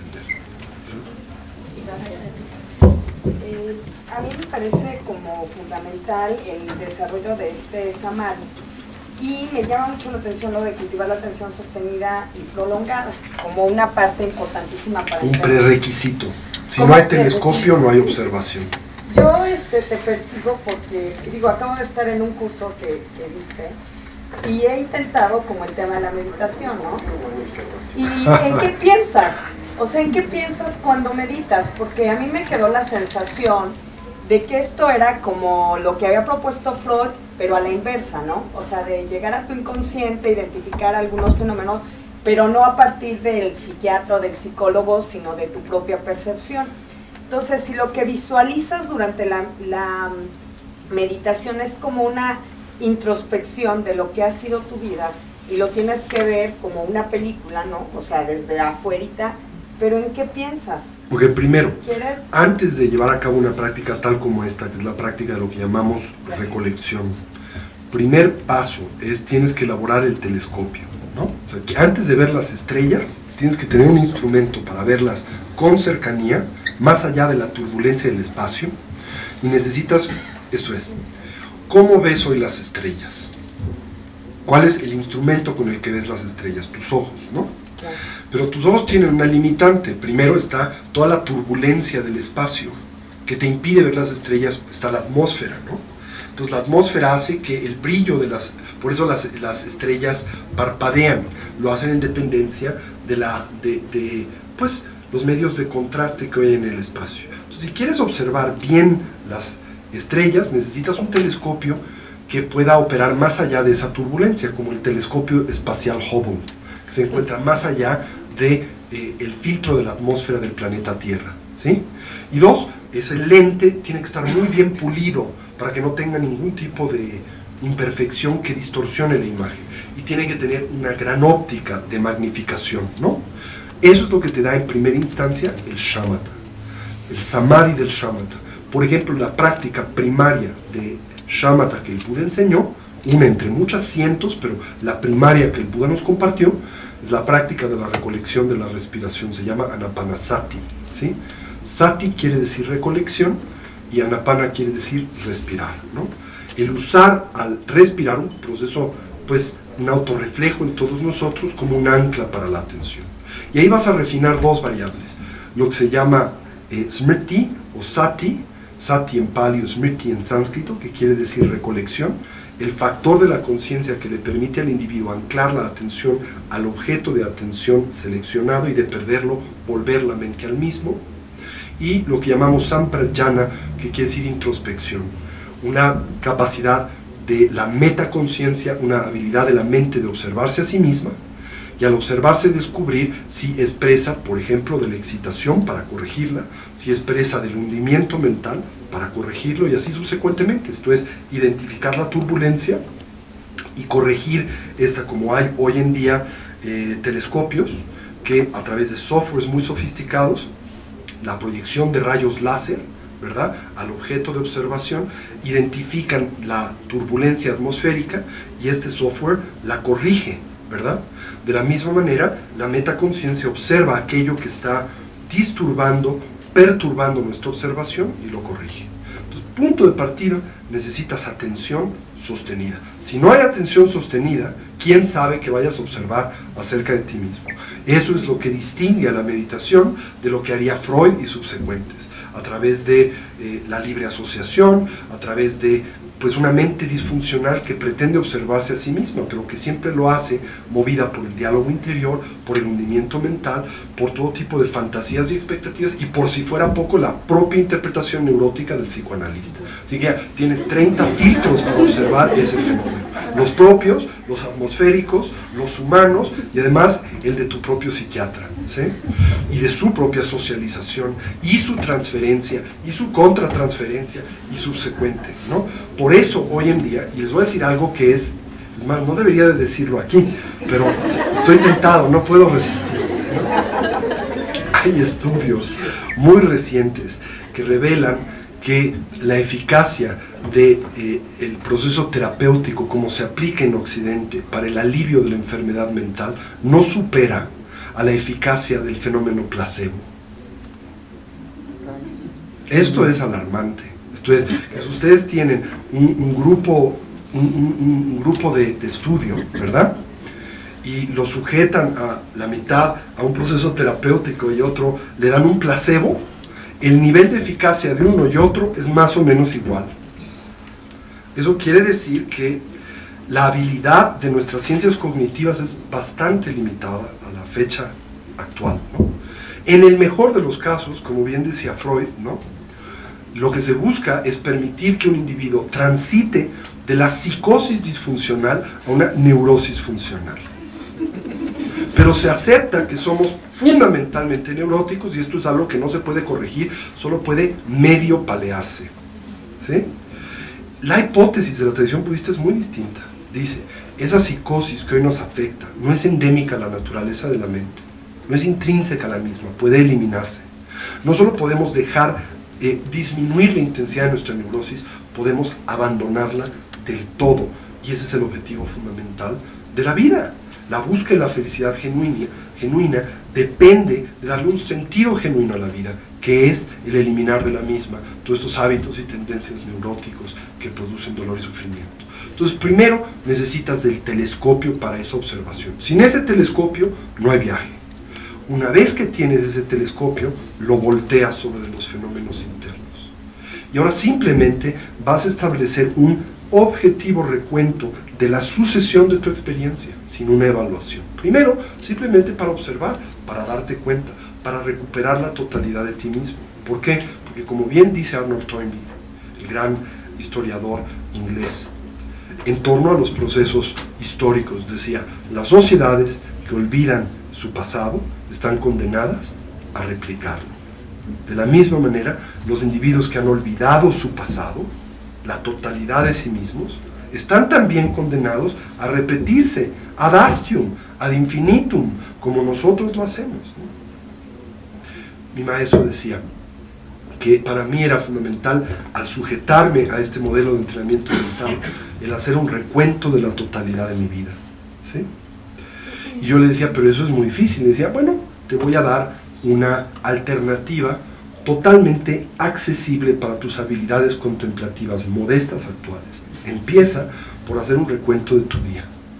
Y yo le decía, ¿y de qué sirve que haga un recuento de mi vida en contraste con hacer un recuento de toda mi vida? Y decía, en ti mucho, porque eres tan increíblemente repetitivo que al hacer un recuento de tu día habrás hecho un preciso recuento de toda tu vida.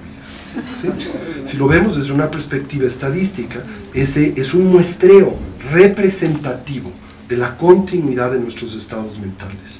Y con eso es suficiente para encontrar dónde hay apego, dónde hay aversión, dónde está operando la ignorancia. Y poco a poco empezar a corregirlos. Ahora, otra variable. ¿Cuánto tiempo toma esto? Podrás imaginar, ¿verdad? Por lo menos un poquitín de tiempo, ¿no? ¿Cuánto tiempo te ha tomado, como decía mi maestro, cuánto tiempo te ha tomado arribar al desastre que has hecho de tu vida? Pues más de una vida, decía él, ¿no? Entonces te va a tomar algunos años de construir pues todas estas estructuras y patrones neuróticos de cognición con los que ves el mundo. Y lo vas a hacer en dos etapas. Primero, vas a sustituir los conceptos equivocados que tienes de las cosas por conceptos correctos. Por ejemplo, al analizar tu experiencia, vas a hacerlo con base en un software de corrección cognitiva, como lo hace un telescopio al observar hoy en día, pues de esfera celeste, ¿no? Si hay turbulencia, el software corrige esta turbulencia y revela al ordenador una visión más correcta de la estrella que está observando. Lo mismo vamos a hacer. Entonces, cuando, por ejemplo, recapitulas un evento en donde tu suegra es la fuente de todos tus problemas y dificultades, ese software corrige conceptualmente y te recuerda, tu suegra no existe como aparece, no es causa intrínseca de estas dificultades y problemas, tan no lo es que no aparece de esa manera a tu marido, no aparece de esta manera a tus hijos, no aparece de esta manera en todo momento. Por ejemplo, no aparece así cuando está profundamente dormida, ni aparece de esta manera de forma constante, tiene momentos lúcidos, ¿no? O momentos, aunque sea un par de nanosegundos a lo largo del resto de su vida donde se manifestó agradablemente. Esto corrige tu percepción equivocada por una correcta, pero sigue siendo una percepción conceptual, pero te familiarizas, te expones a ella una y otra y otra y otra vez hasta que eventualmente ya no es solo una percepción conceptual. Literalmente cada célula de tu cuerpo, metafóricamente hablando, absorbe esta nueva cognición. Y cuando esto sucede, se colapsa la tendencia a ver a tu suegra de la forma fantasiosa en que la ves. Y cuando esto sucede, ese conflicto constante y recurrente que tienes para con esta, por naturaleza desaparece. Pero eso toma tiempo. y tienes que sujetarte a ese proceso gradual de corrección cognitiva, ¿sí? Entonces para eso se te dan una serie de herramientas, parte de ese software que te ayudan a trabajar, por ejemplo, con la aversión, o te ayudan a trabajar con el apego, o te ayudan a trabajar con los celos, todo desde la perspectiva del reconocimiento de las 3 marcas de la existencia. ¿Cuáles son esas? La impermanencia, la ausencia de identidad intrínseca y el entendimiento de cómo, mientras nuestra experiencia esté condicionado por la ignorancia, va a producir dolor y sufrimiento. Gracias. 2 preguntas concisas. En psicología clínica hay una evolución continua. Vamos a suponer que dentro de 2-3 décadas exista una dimensión, un paradigma diferente en psicología clínica. Ya hay muchos estudios en que los terapeutas son entrenados en mindfulness y eso aumenta que por cierto, una clarificación, lo que llaman hoy en día mindfulness, que primariamente viene del movimiento de Jon Kabat-Zinn, que es un norteamericano de origen judío, que emplea algunas técnicas que provienen de la tradición llamada de Vipassana, de Goenka, un maestro secular birmano, que obtiene esas técnicas precisamente de la instrucción de la tradición monástica budista birmana. Eso que se llama mindfulness es un fragmento de lo que es el mindfulness o el sati, la recolección en la tradición budista. Entonces, lo que dices es cierto, hoy hay amplia evidencia que afirma que solo la introducción de esto mejora radicalmente la capacidad terapéutica del individuo. Y eso ni siquiera es lo que se requiere para la meditación. O sea, el mindfulness que se cultiva a través de la meditación es mucho más sofisticado que esta mera observación desinteresada de las cosas. Qué bueno que dices eso, porque ahí te va la pregunta fuerte. ¿Cuáles son tus sugerencias sobre el futuro de la psicología en que un nuevo paradigma emerja, en que haya una combinación de la tradición que tú también dominas? De la tecnología contemplativa, digámoslo así, con las herramientas terapéuticas occidentales. Sí, yo creo que la continua evolución de la psicología, la continua evolución de la psicología clínica, eventualmente tiene que abrazar, contemplar mucho de lo que tú has dicho. Así es. ¿Cuáles son tus sugerencias concretas aquí? Bueno, por ejemplo... Déjame hacerte una vez la última pregunta como para darte vuelo y terminar yo. La otra pregunta es que en psicología clínica un elemento muy importante es darle, empoderar al paciente, darle esperanza, darle, hacerlo el agente de su propio cambio, darle la responsabilidad de su felicidad. En otras ocasiones yo he escuchado decir que en la tradición budista hasta una persona que barría y hacía el aseo y que era no muy inteligente, el Buda dijo, tú también puedes iluminar. Entonces la pregunta concreta es, ¿cuál es el rol específico que le da el paradigma budista al libre albedrío, a la libertad personal? Porque eso es muy diferente de las concepciones que tú has manifestado de una psicología conductista, esquileriana, tradicional, a una psicología que mezcla lo humanístico, introspectiva, haciendo honor a William James, al que respeto. Aquí también. Sí, William James fue una persona muy cercana. En buena medida podríamos decir que el edificio de James está basado en el contacto de James con la tradición budista. Fue uno de los primeros grandes científicos occidentales que intentó hacer este maridaje genuino entre Oriente, y no el Oriente fantasioso de los teósofos y de Shangri-La, sino el Oriente culto de aquellos que conocían la tradición con la emergente ciencia de la conciencia de Occidente en general. Bueno, tus 2 preguntas. Primero, ¿qué sugeriría?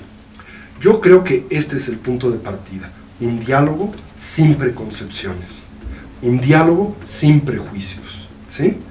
Y ese diálogo es un diálogo que se tiene que basar, bueno, lo que siempre recomiendo, y creo que en este contexto lo emprenden admirablemente bien o muy bien, en informantes confiables, como bien les llamaba Fray Bernardino de Sahagún, ¿no?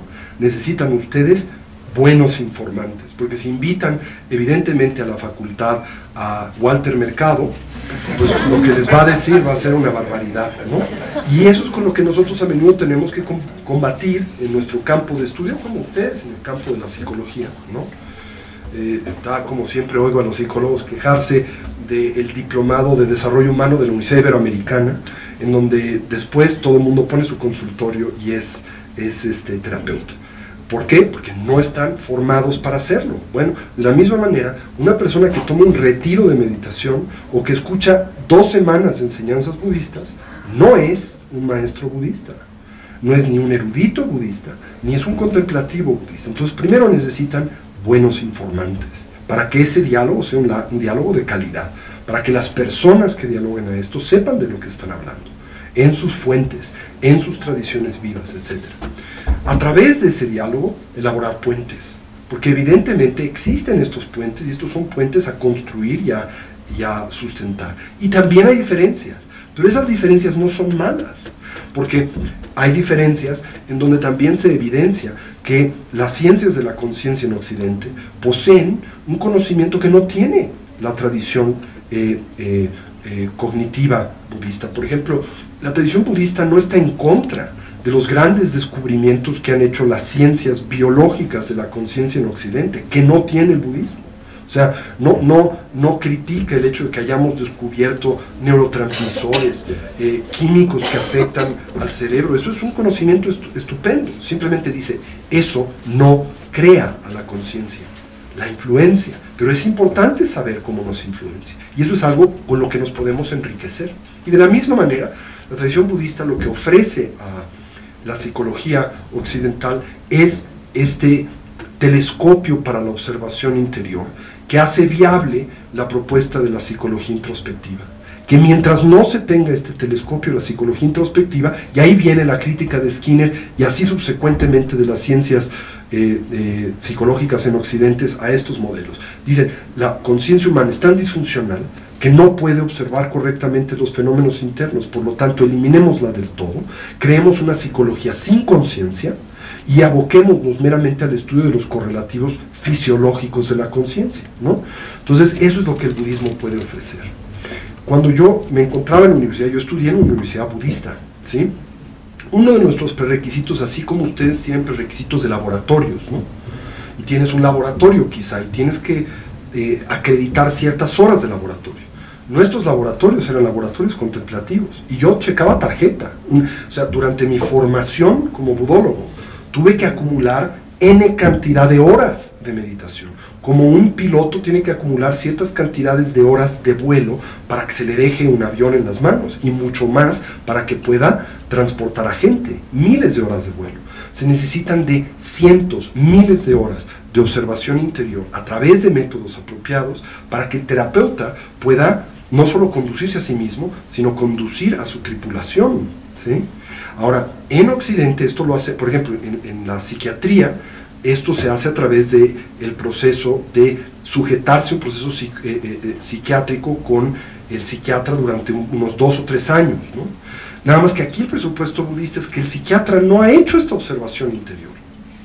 Ni el que hace la observación, ni el que está contrastando su observación con él. Se necesitan horas de entrenamiento mental para refinar el instrumento de observación interior. Entonces eso es lo que creo que tendrá que crecer eventualmente, y en lo que el budismo puede aportar mucho a la psicología contemporánea. Y la última de tus preguntas, rápidamente, la última de tus preguntas, ¿cuál era rápidamente? Sobre el empoderamiento, el empoderamiento. La libertad individual. Ok, la tradición budista afirma, no hay libertad individual mientras seamos controlados por nuestras aflicciones mentales y emocionales. Entonces hay que eliminar esas aflicciones mentales y emocionales para tener libre albedrío. Gracias. Muchas gracias a todos.